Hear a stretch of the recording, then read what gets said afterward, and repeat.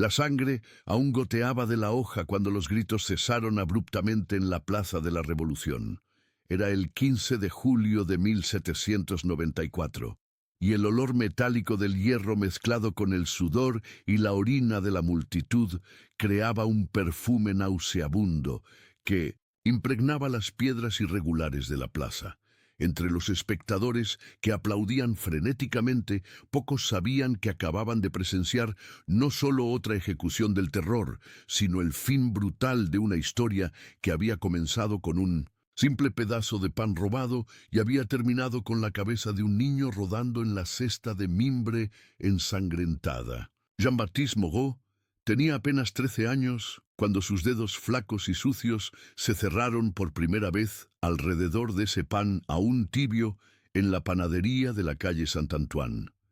El invierno de 1792 mordía París con dientes de hielo, y las calles cubiertas de barro helado resonaban con los pasos apresurados de una población hambrienta que caminaba encorvada contra el viento cortante. Jean-Baptiste no era diferente de los cientos de otros niños huérfanos que vagaban por los callejones malolientes de la capital, con ojos demasiado hundidos para su edad y costillas que se marcaban bajo la piel pálida como los barrotes de una prisión. Pero había algo en su mirada, una frialdad calculadora que no pertenecía a ese rostro infantil, que hacía que los adultos desviasen la vista al encontrarlo merodeando entre las sombras de los mercados. En aquel diciembre gélido, cuando robó su primer pan, Jean-Baptiste descubrió algo que cambiaría para siempre el curso de su breve existencia. No sentía remordimiento. Mientras otros niños de la calle lloraban de culpa tras pequeños hurtos, él masticaba metódicamente cada miga, saboreando no solo el alimento, sino la sensación de poder que venía con el acto de tomar lo que quería. Los ojos del panadero, abiertos de par en par por la sorpresa y la rabia, se habían grabado en su memoria no como una imagen de vergüenza, sino como un trofeo de su primera victoria contra un mundo que le negaba todo. La transformación fue gradual, casi imperceptible al principio. Jean-Baptiste comenzó a observar a las personas con la misma atención fría que un gato dedica a un ratón herido. Aprendió a leer las señales. ¿Qué comerciante guardaba las monedas en el bolsillo izquierdo? ¿Qué mujer llevaba joyas escondidas bajo el chal? ¿Qué niño más pequeño podría ser intimidado para que entregara sus hallazgos? Sus robos se volvieron más osados, más calculados. El niño flaco y aparentemente inofensivo desarrolló una red de informantes entre los otros huérfanos, prometiéndoles protección a cambio de información sobre objetivos valiosos. Cuando alguno de ellos lo traicionaba o simplemente se volvía incómodo, Jean-Baptiste encontraba maneras creativas de deshacerse del problema. Fue a principios de 1793, cuando París hervía con la sangre de los aristócratas y el aire olía constantemente a pólvora y pánico, que Jean-Baptiste cometió su primer asesinato. La víctima fue Pierre, un niño de apenas 9 años que había descubierto el escondite donde Jean-Baptiste guardaba sus tesoros robados. El cuerpo fue hallado 3 días después en el río Sena, con marcas extrañas en el cuello que los investigadores atribuyeron a las ratas del río. Pero otros chicos de la calle susurraban historias diferentes en los callejones oscuros, hablando de cómo Jean-Baptiste había seguido a Pierre hasta los muelles esa noche, y de cómo solo uno de los dos había regresado. La ciudad en llamas ofrecía la cobertura perfecta para sus actividades. Mientras la guillotina trabajaba incansablemente en la Plaza de la Revolución, segando cabezas de nobles y burgueses con regularidad mecánica, Jean-Baptiste construía su propio reino de terror en las estrechas y hediondas calles del barrio de Saint-Antoine. No mataba por placer, eso habría sido ineficiente. Mataba por necesidad, por conveniencia, siguiendo una lógica fría que trataba las vidas humanas como obstáculos a remover. Sus métodos eran siempre discretos, una puñalada rápida entre las costillas durante una pelea aparentemente casual, un empujón accidental desde un puente elevado, veneno robado de algún boticario y mezclado en el agua o la comida de la víctima. Lo que hacía a Jean-Baptiste verdaderamente terrible no era su violencia, sino su habilidad para mantener una fachada de inocencia infantil. Había perfeccionado el arte de llorar bajo demanda, de hacer que sus ojos azules brillaran, con lágrimas falsas, mientras mentía a las autoridades sobre su edad, su origen, sus intenciones. Cuando lo interrogaban sobre el paradero de otros niños desaparecidos, producía una expresión de confusión tan genuina que incluso los investigadores más experimentados se convencían de su inocencia. Su voz nunca traicionaba emoción cuando mentía, manteniendo siempre el tono agudo y vacilante típico de un niño asustado. Durante el auge del terror, entre 1793 y 1794, Jean-Baptiste expandió sus operaciones. Ya no trabajaba solo, sino que comandaba una pequeña banda de niños huérfanos que él mismo había reclutado de las calles. Algunos se unían voluntariamente, atraídos por la promesa de comida y protección. Otros eran coaccionados, mediante una combinación de violencia psicológica y física que Jean-Baptiste aplicaba con la precisión de un artesano experimentado. Sabía exactamente cuánta presión ejercer para quebrar la resistencia de un niño sin destruir completamente su utilidad.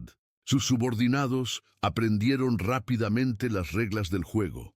La desobediencia se castigaba con una crueldad calculada que dejaba marcas no solo en el cuerpo, sino en el alma. Jean-Baptiste había desarrollado métodos particulares de tortura que explotaban los miedos específicos de cada niño.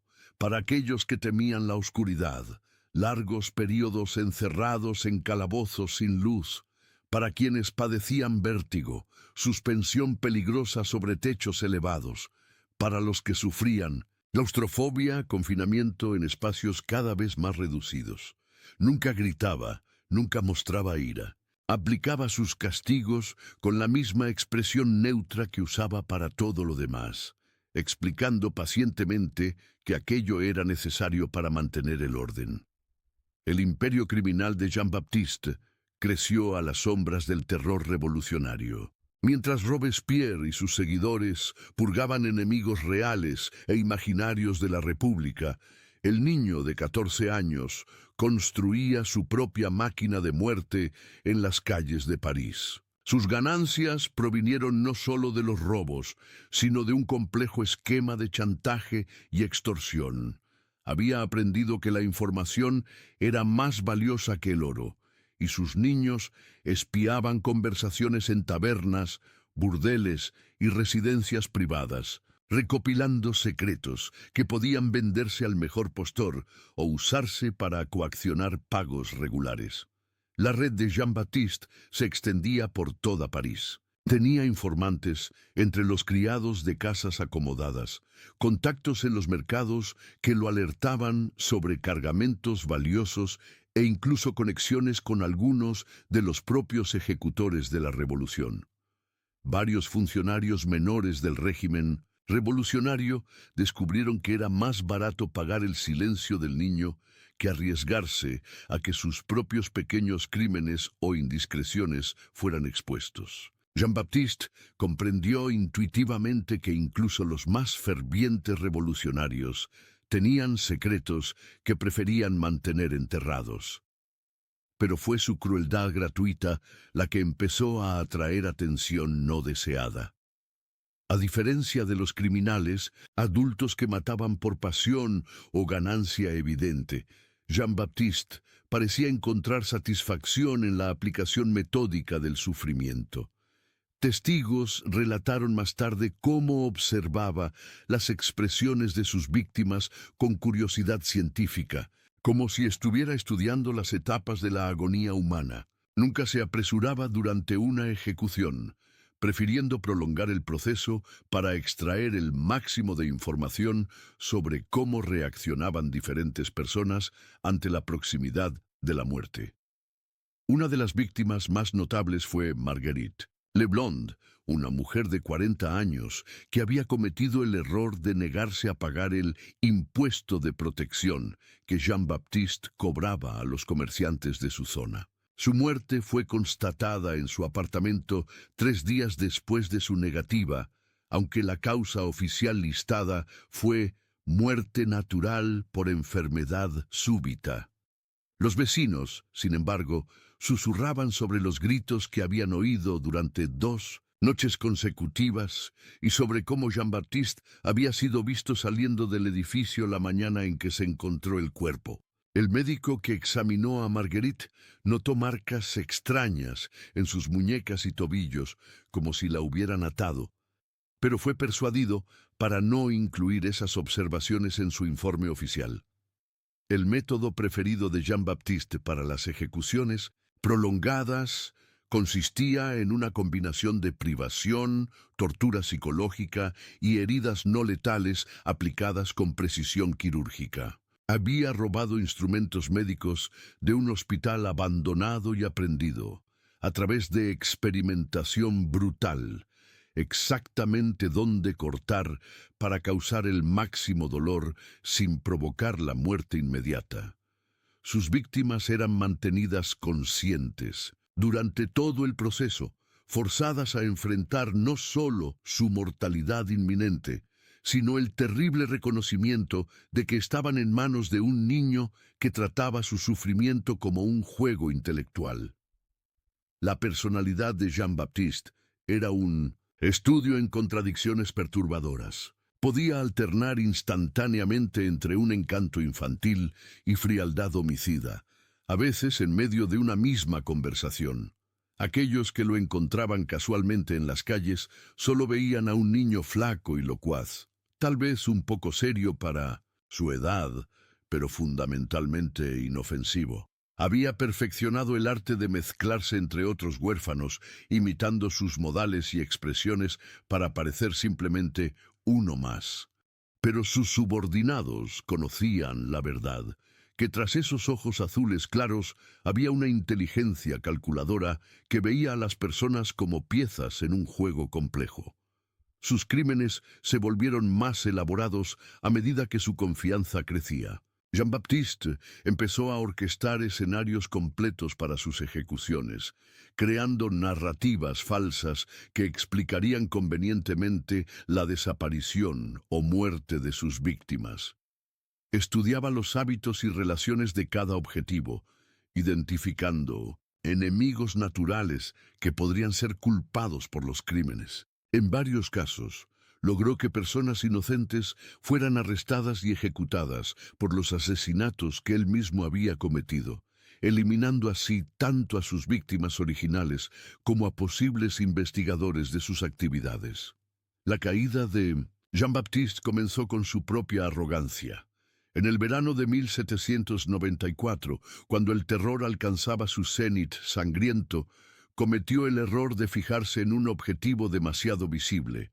Marie-Claire Dubois, hija de un funcionario menor pero influyente del Comité de Seguridad Pública. Marie-Claire había presenciado sin querer cómo Jean-Baptiste coordinaba la paliza mortal de un niño rival, y él decidió que debía ser silenciada. Pero Marie-Claire no era una huérfana desamparada ni una comerciante solitaria. Cuando ella desapareció, su padre movilizó recursos considerables para encontrarla. La investigación que siguió fue diferente a las anteriores. En lugar de investigadores locales fácilmente intimidados o sobornados, el caso atrajo la atención de agentes especializados del régimen revolucionario, hombres acostumbrados a desenterrar conspiraciones y traiciones. Aplicaron en las calles de París los mismos métodos brutales de interrogatorio que usaban contra sospechosos políticos, y gradualmente comenzaron a reconstruir el panorama de las actividades de Jean-Baptiste. Varios de sus subordinados, enfrentando tortura profesional, cedieron y revelaron detalles sobre la organización y los métodos de su líder. Lo que horrorizó a los investigadores no fue solo la extensión de los crímenes de Jean-Baptiste, sino su naturaleza sistemática y fría. Descubrieron apuntes meticulosos que el niño llevaba de sus actividades, incluidos dibujos detallados de las heridas que había infligido y notas sobre las reacciones de diferentes víctimas.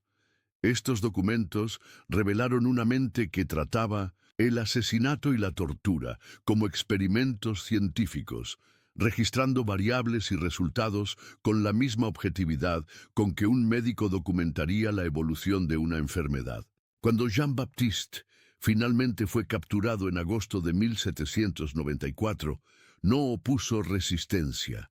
De hecho, pareció casi aliviado, como si se hubiera cansado del juego que había estado jugando.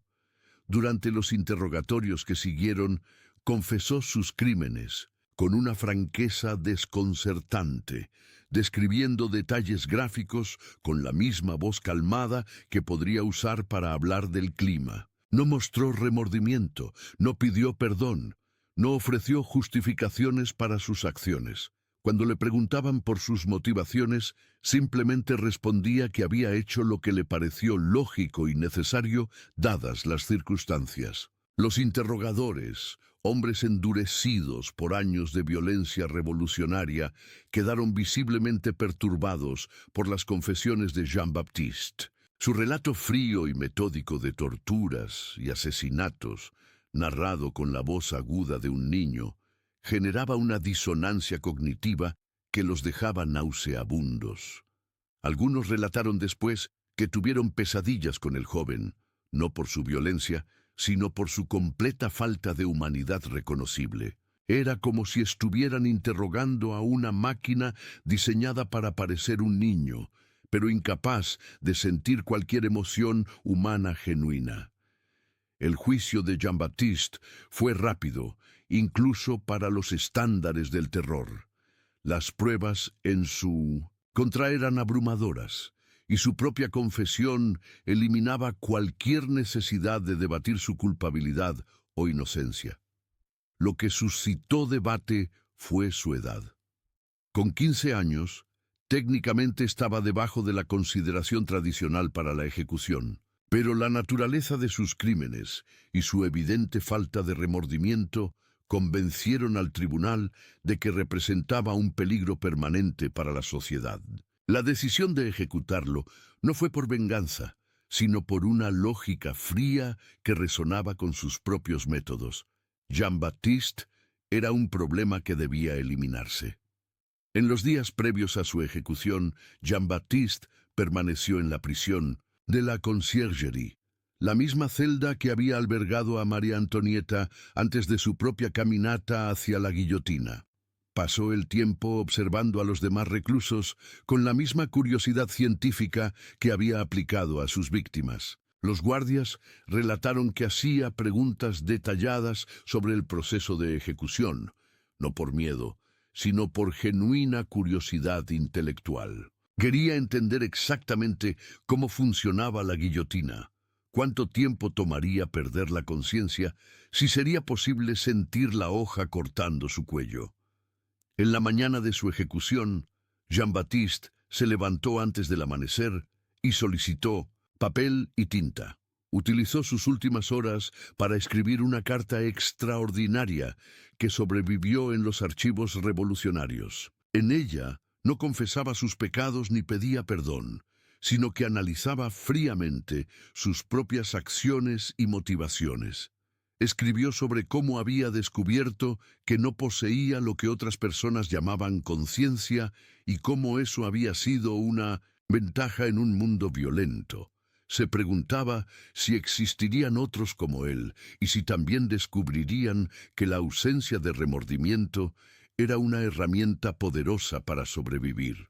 Cuando llegó la hora, Jean-Baptiste caminó hacia la guillotina con la misma compostura que había mantenido durante todo el juicio. La multitud que se había reunido para presenciar su ejecución estaba extrañamente silenciosa, sin los gritos sangrientos habituales que acompañaban las ejecuciones.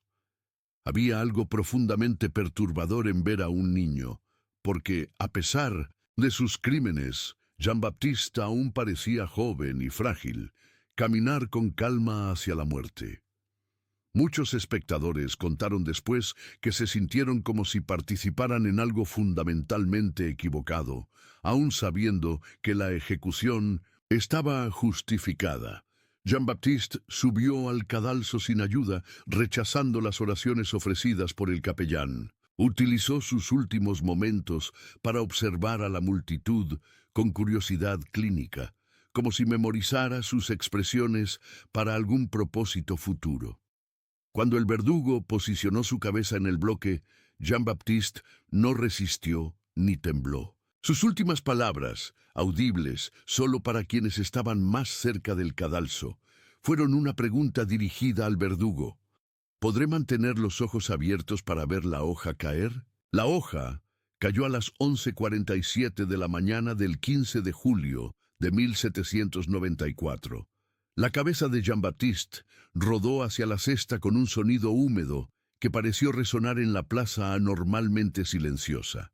Pero incluso en la muerte logró perturbar a quienes presenciaron su ejecución. Varias personas en la multitud juraron haber visto sus ojos moverse durante varios segundos después de la decapitación, como si aún estuviera observando y evaluando el mundo a su alrededor. Los médicos descartaron esas afirmaciones como imposibles, pero los rumores persistieron, alimentando pesadillas sobre el niño que había muerto tan fríamente y calculadoramente como había vivido. En los registros oficiales, Jean-Baptiste Moreau fue listado simplemente como menor ejecutado por crímenes contra la República. Pero quienes investigaron sus crímenes guardaron memorias mucho más perturbadoras. Descubrieron que el mal no siempre era evidente, ni siempre acompañado de señales externas de corrupción. A veces se disfrazaba como un chico flaco de ojos azules claros y voz suave, capaz de sonreír mientras planeaba su próxima ejecución.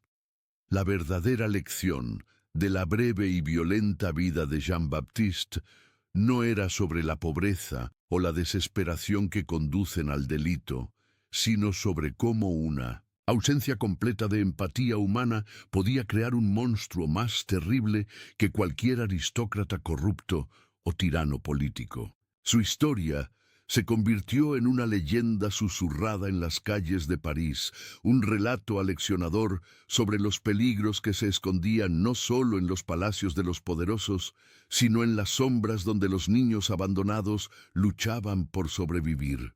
Jean-Baptiste había demostrado que la inocencia y la maldad podían coexistir en un mismo rostro joven y que a veces el horror mayor no provenía de la edad o la experiencia, sino de la completa ausencia de aquello que hacía a alguien verdaderamente humano. Él había robado su primer pan por hambre, pero continuó robando vidas por placer frío y calculador, demostrando que algunos monstruos no eran creados por las circunstancias, sino que nacían ya formados, esperando solo la oportunidad adecuada para revelar su verdadera naturaleza.